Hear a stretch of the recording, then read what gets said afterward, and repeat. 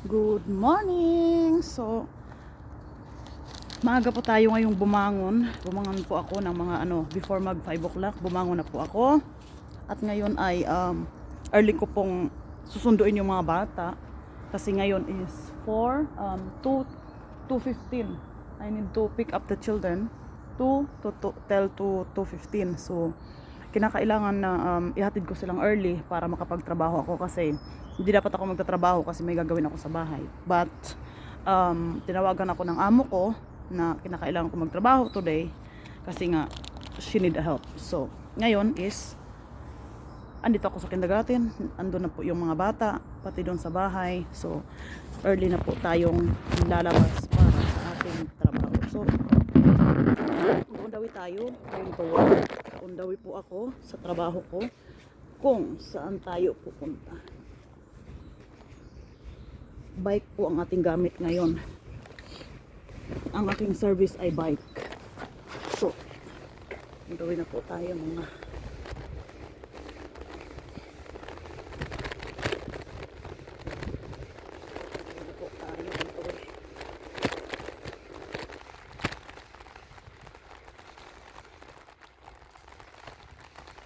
again. Normally, nahabid ko po actually ang mga bata is 9 o'clock. Before mag 9, nahabid ko na po sila. So ngayon po is maaga talaga mga bata. Nagtaka nga yung kinagatin. Bakit daw ako maaga? Sabi ko, syempre, may trabaho ako. Kailangan ko doon ang 9 o'clock. Andun ako sa trabaho ko para 9, 10, 10, 11, 12, 1, 1:30. Kailangan ko so mag-ano tayo ng 30 minutes kasi actually is 1 hour to. So i-try ko ngayon 8 o'clock starting ako 8 o'clock going there to my work. So titingnan ko kung ilang minutos ang kakayanin ko. Imagine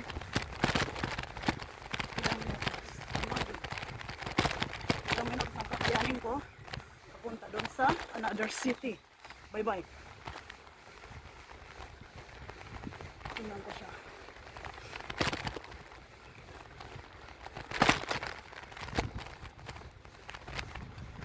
Ilang minuto makakain natin for biking.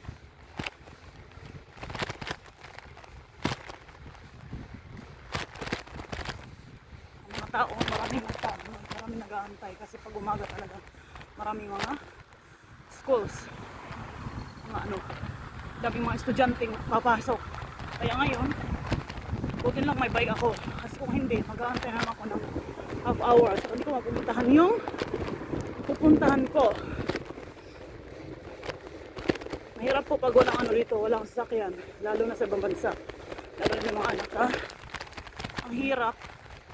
Kaya yung first sahod ko talaga nung nagtrabaho ako, unang-una binili ko ng vacuum kasi pinaka-importante yun sa bahay dahil marami akong mga anak.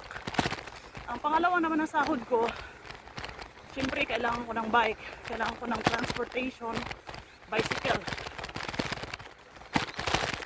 Pangalawang sahod ko,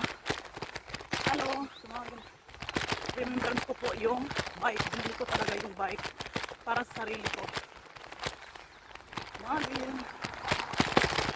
Kaya yun. Ngayon po may transportation po ako bago po yung bike ko dahil sa pangalawang sahod ko. Ang pangatlong sahod ko naman may tatry kong bilhin ay yung tablet.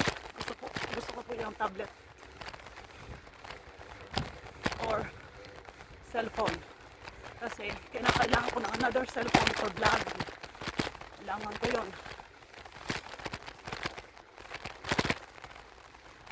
ko yun.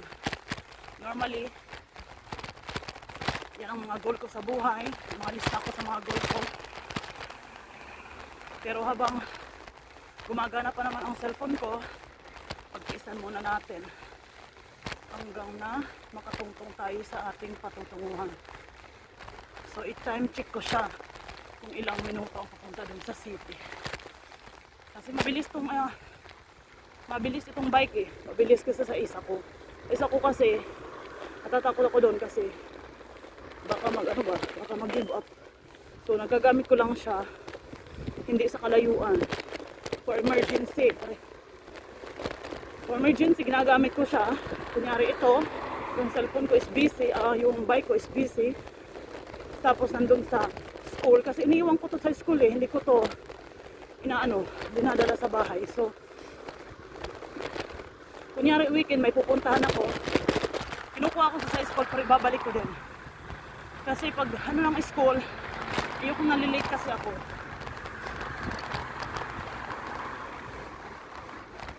Kaya, iniiwan ko yan sa school. Iniiwan ko siya.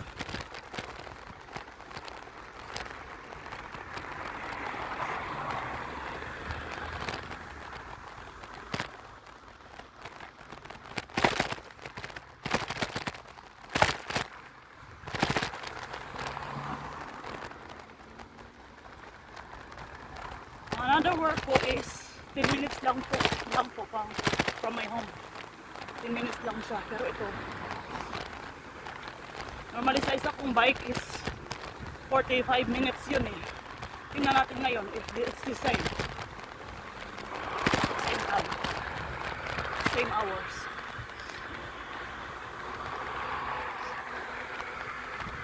Malamig po dito. Pag umaga kasi malamig. Ito na kailangan talaga. You need to use clothes. Kasi mamaya-maya, pansin mo pag umaga pa lang, yung sunset.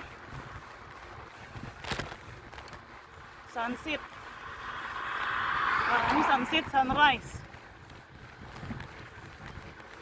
Maya-maya, mga ano lang to, mga 10 o'clock. Mga 10 o'clock.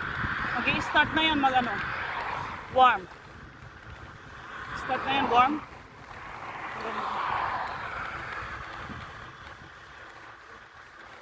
Friday na kasi ngayon. End of the month, February. So magma-March na. Magma-March. Another month na naman. Ang bilis ng araw. Parang kailan lang another taon na naman.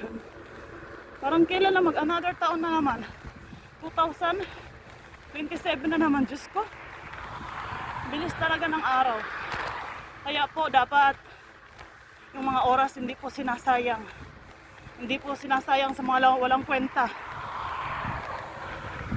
Kasi ang oras hindi na po bumabalik. Kung anong ginagawa mo ngayon, kinabukasan iba na po. Kahit sabihin natin araw-araw, the same. Pero, kung anong nagagawa mo ngayon, hindi mo magagawa yung bukas. Iba. Kakaiba. Magkakaparehas man yan, pero hindi pa rin magiging katumbas. Saan ang ganawa mo before? Tumagin. Kaibigan ko yun. So naman, gumamit siya ng street roller. Kasi yung pag may sarili kang roller dito, kailangan mo magbayad. Kailangan mong registered. So ang ginawa dito ng government, para na rin makatulong sa mga taong may trabaho, sa taong walang transportation. So ang ginawa nila dito is nag-provide sila ng roller, street roller ng mga tao. So it's good. Kasi gusto ng government kasi dito, yung mga tao magtatrabaho. Kasi sa purpose. Bakit? Inaalaw nila yung mga tao na mag-stay dito sa Germany. Pero kung ikaw ay masakitin, pero yung ikaw walang pakinabang sa buhay, kung taga saan ka, ibabalik ka po nila. I-deportation ka. Ganun yan dito. Kahit naman siguro sa ibang mga bansa, ganun din. Sa ibang bansa, ganun din ata. Kasi napansin ko sa may mga kaibigan kasi ako sa US, sa UK. Sabi nila, dun daw sa UK, pag may sakit daw yung tao, kunyari cancer, Nag-ano yung ano doon, nag-ano yung mga tao doon na ibalik sa Pilipinas. Go home talaga. Yung ano nila advice. Hindi, you need to stay there. You need to treat yourself. Hindi po. Go home. Kinakailangan. Yung advice ng doktor sa kanila. Kasi mostly kasi, yung mga kaibigan ko, nandun sa US, UK, yun ang ano nila.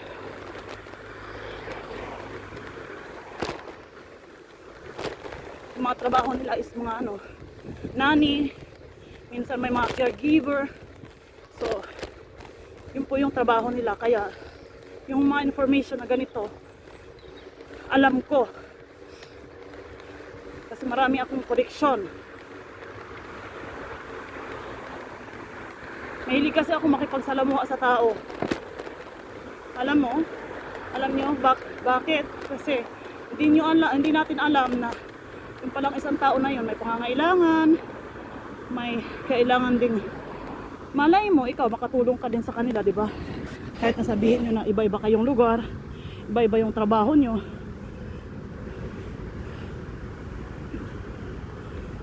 Mag-aantay tayo ng straight kasi nga hindi tayo pwedeng mag-ano-ano lang. Naka-red po tayo. Red point. Kailangan stop.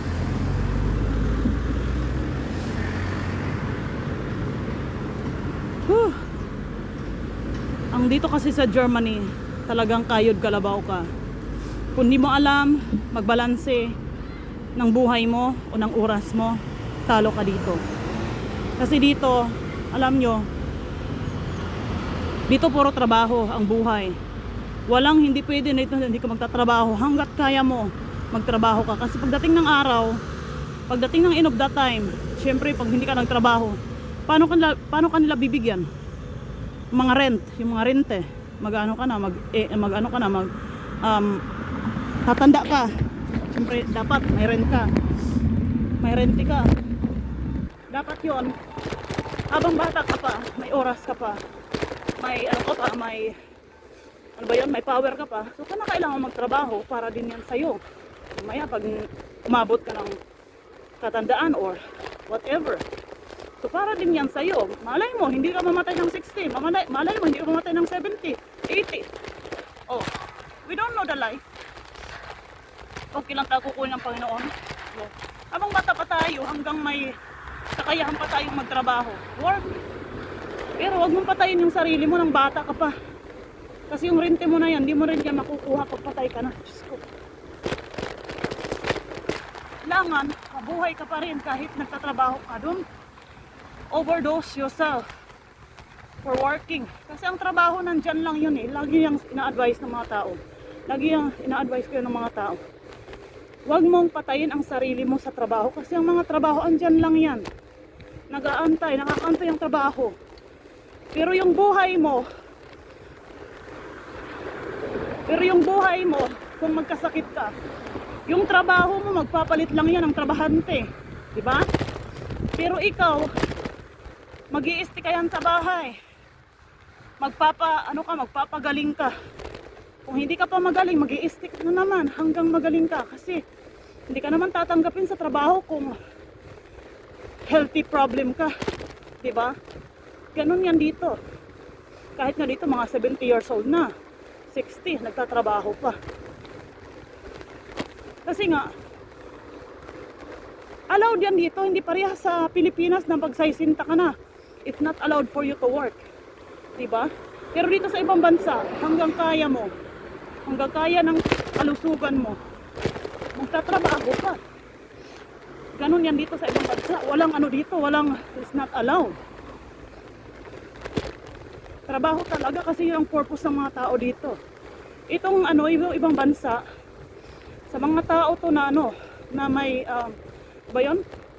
nabuo yung puso mo, pupunta ka ibang bansa para makipagsapalaran sa kanila. Iba yung ibang bansa, iba yung lugar natin. Yung lugar natin, pwedeng hindi tayo magtrabaho. Pero yun nga, wala tayong kakainin pag hindi tayo magtrabaho. Diba? Iba pa rin. Iba ang ibang bansa na sinasabi. ibang bansa, sarili mo. Iisipin mo yung sarili mo kasi mag-isa ka lang. Sa ating lugar, may mga pamilya tayong tutulong. Mawalan man tayo ng pagkain, isang araw, dalawang araw, hindi tayong tulungan. Pero sa ibang bansa, tutulungan ka man, pero hindi sa lahat ng oras tutulungan ka. Diba? So kailangan pa rin pagsikap ka para sa sarili mo. Ang hirap. Pero ang ibang bansa para lang yan sa mga taong matatapang. Hindi sa mga taong palumpa-lumpa. Kasi pag malumpa-lumpa ka dito, maraming kailangan ang ibang bansa na hindi natin alam. Mga papel pa lang dito. Basag ng basag ng utak mo. Mga papel pa lang. Paano na kaya kung dumaan ka pa sa mga problemang darating? Dumaan ka pa sa sitwasyon na hindi mo kinakalain, tapos hindi ka pa marunong magsalita ng lingwahe nila. So ang pinaka-importante po, yung matutunan mo yung isang lingwahe kung saan ka pupunta. Pinaka-importante yan sa buhay.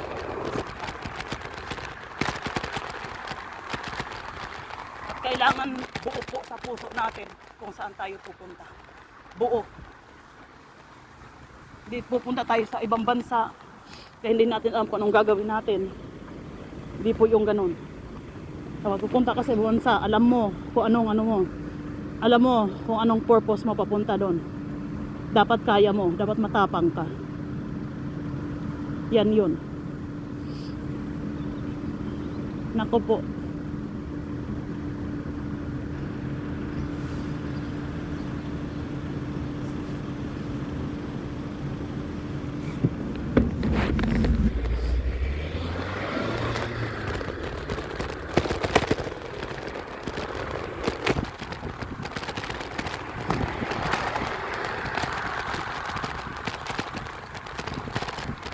Wala naman kung nakalagay na bike, biking street.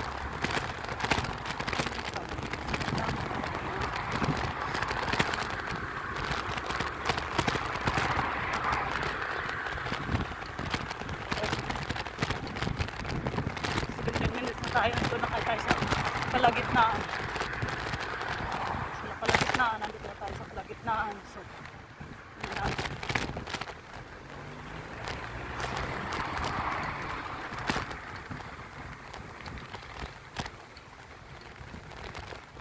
Lalo pa kaya dito pag may mga appointment ka. Nako, talagang kahit may trabaho ka, kailangan mo dismiss. Kailangan mong mag another work. Kailangan mong sabihan yung amo mo sa lahat ng schedule mo na this day I cannot go to work because I have an appointment. Kailangan may ganon. Sa ating mga Pilipino, sa atin doon, kung may appointment tayo, wala naman tayo sabi na mag-appointment ka dito, ganon. Ano lang yun? Iba sa atin. Pumunta ka man hindi, walang penalty sa'yo. Pero dito sa ibang bansa, pag hindi ka pumunta sa sa appointment mo, bibigyan ka nilang two chances. Pag hindi ka nila makapunta, may penalty ka lang makukuha sa kanila kung hindi ka pumasukin. Ganun yan dito. Mag-bike ka man dito na naghahawak ka ng cellphone, wala kang holder, pag makita ka ng pulis, babayad ka ng 60 euro. Magkano na yon 60? Mostly 3K. 3,000 pesos. Mag-ano ka man dito, mag-bully ka ng mga tao. I-bully mo yung mga tao dito. Pwede ka nilang kasuhan. Babaan mo yung mga tao dito. Insulto mo. Pwede kang babaan. Pwede ka nilang ipapulis. Iba dito sa ibang bansa. Nako. Mag-away ka sa neighbor mo, tapos may masabi ka na may masabi ka na maliit lang or magka-scratch lang yung yung gamit mo, mabasag. May mga penalty dito, kailangan pagbayaran, di ba? Sa Pilipinas, sa atin, makabasag man yung mga anak natin o tayo, okay lang yon. It's just a thing, di ba? It's just a thing. Pero dito, lahat po dito ng mga Lahat po dito ng mga gamit may mga insurance. Nagpaka-insured lahat ng gamit dito. Kaya hindi basta-basta. Kailangan alam mo lahat ng regulasyon. Alam mo lahat kung anong nangyayari sa sa papasukan mo, bansang papasukan mo. Sa akin dito, nako, basag-basag po yung utak ko bago ako natuto. Kaya hindi po madali ang isang katulad ko na naninirahan sa ibang bansa, na kailangan talaga pag-aralan mo bawat detalye. Kahit ngayon alam ko na, minsan napapagod pa rin ako, nagkaka-penalty pa rin ako kahit alam ko na, kasi hindi mo lahat magagawa yan sa kahit alam mo ng lahat. Kailangan mo pa rin ng guide, kailangan pa rin magre-remember sa iyo isang tao. Hindi lahat ng alam mo kaya mo na yan, hindi yon. Kailangan may guidance ka pa rin kahit alam mo na ang lahat. May nagre-remember pa rin sa mga sa gagawin mo, ganito, ganyan, diyan ka matututo. Kaya dito sa Germany, kahit alam mo na ang lahat, kahit nanay ka na, experiencado ka na, kailangan mo pa rin ng advice. People who advise you. Ganito ang gagawin mo sa mga anak mo, ganito, alam ko pagod ka na, kailangan ganito pa rin ang gawin mo sa buhay, dapat may katulong ka. So, may advice po dito sa mga tao. Kunyari ako, na mag-isa lang ako sa buhay, gano'n, na may mga anak ako. So, may mga tulong po ako nare-receive sa aking mga family help, gano'n, sa mga government. So, tinutulungan po nila ako na kahit na ganito ang buhay ko, may karapatan pa rin po ako na naging maayos ang buhay ko. Sabi niya, drive in the street, sabi ng babae. Tama nga naman, kailangan ko mag-drive sa street. Kasi yung mga ganito is mga safety road. Safety road. Sa mga bike, sa mga aso, ganun. So sa akin kasi, may nag-a-advise sa akin, mga family health ko, kung anong dapat kong gawin, paano yung mga bata, paano ko i-handle. So mga advice po ako ng ganun, yung basta-basta na ka sa mga kabataan. Yung mga DSWD, tutok na tutok ako nun.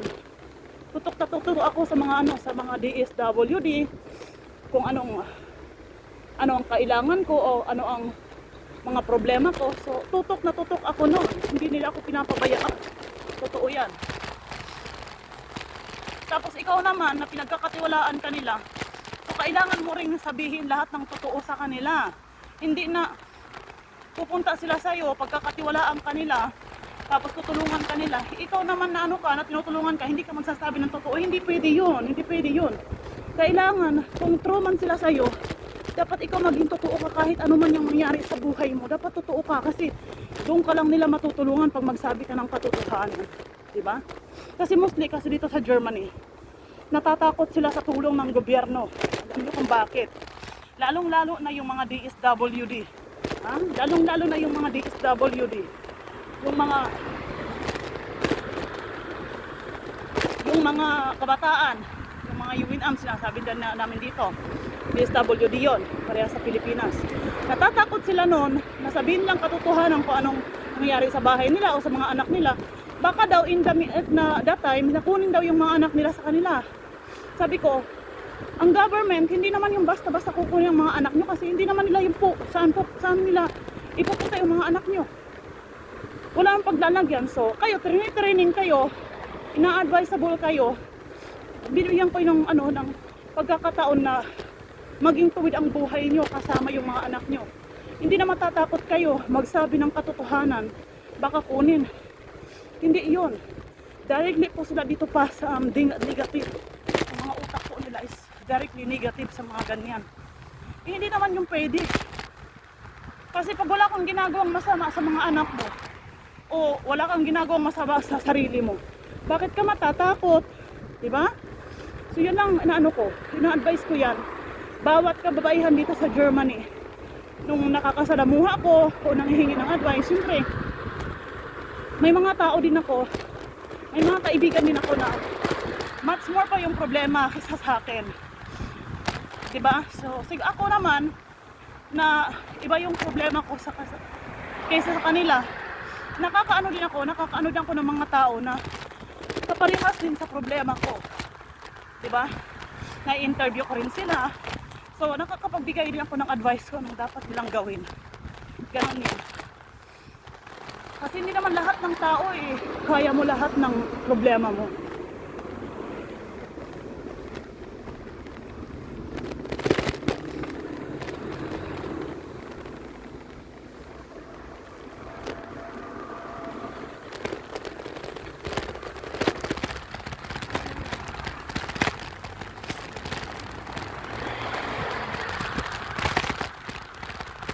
Kailangan talagang ganon.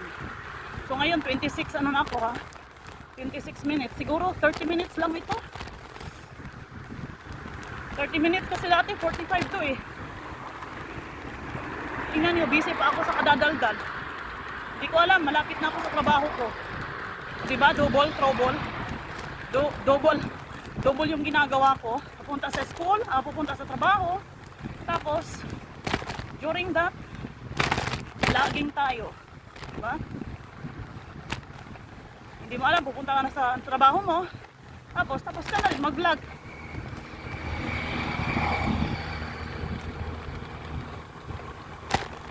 So, 30 minutes lang to. Ngayon nakita ko na, time check natin kung sakto ba yung 30 minutes. So, dito kasi pwede ko siyang gawin mamaya na. 1:30 is enough. 1:30. So tapos tayo sa trabaho is 1:30.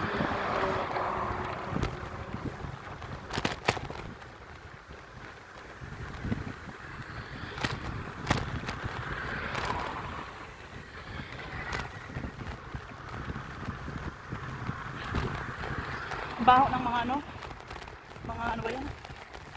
Mga sasakyan pag umaga. Parang malalanghap po talaga. Kailangan nakamask pag umagang ganito.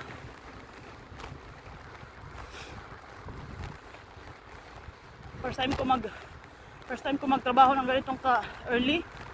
Lumabas. Malabas ako mga 9:10. Yan yung labas ko. First time to kasi wala akong oras. Kaya kailangan ko talaga na magawa.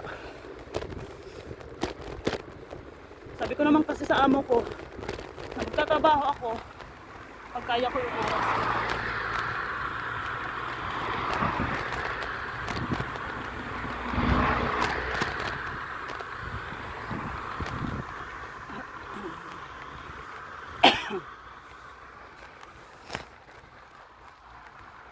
So, maaga po tayo.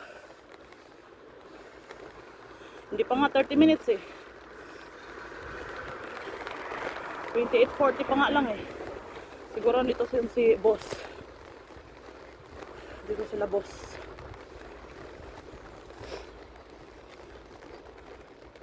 Umaaga din si boss. Lumabas. Wala pa. Diyan pa si boss.